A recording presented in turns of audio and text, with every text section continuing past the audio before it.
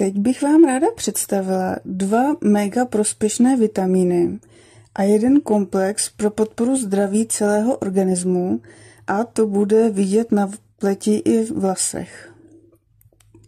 První je vitamin C plus zinek v šumivých tabletách. Silná podpora imunitního systému.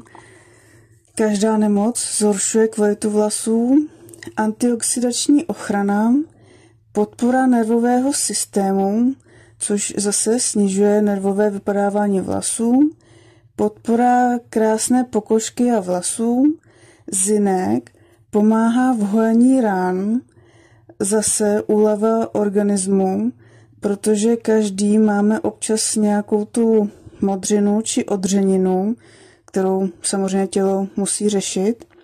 Vitamin C podporuje tvorbu kolagenu, což je důležitá složka ve vlasech a zlepšuje i stav pokožky, například i u akné.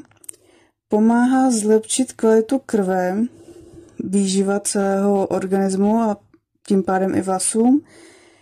Má opravdu fantastickou pomerančovou chuť. Dřív jsem zkoušela jiné šumivé tablety s vitaminem C a to byla taková nedobrá chemická chuť a ta mě teda opravdu překvapila příjemně, to je ta chuť. Užívání je 1 šumivá tableta do 200 ml vody a ideálně i hned vypít.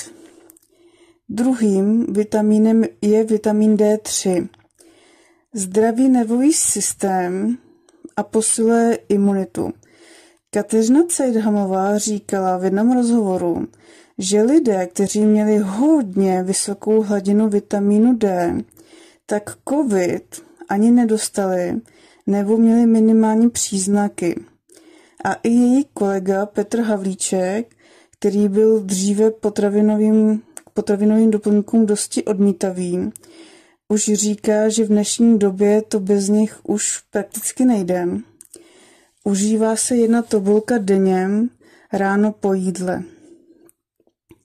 Třetím potravinovým doplňkem je slunečnicový komplex, podpora pokožky a zdraví nejenom v létě. Silný obsah antioxidantů pomáhá neutralizovat působení volných radikálů, blahodárný účinek především na pleť, ale domnívám se, že i na vlasy už kvůli těm volným radikálům a hlavně v pokožce jsou kořínky vlasů a tam to vše začíná.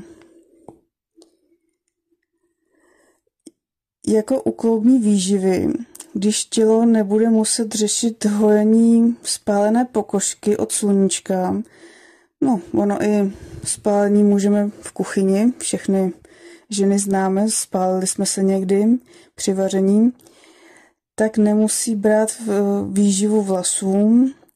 Měď pomáhá při tvorbě melaninu, pigmentu, který dodává barvu pokožce i vlasům. Užívá se 1 kapsle s jídlem či po jídle.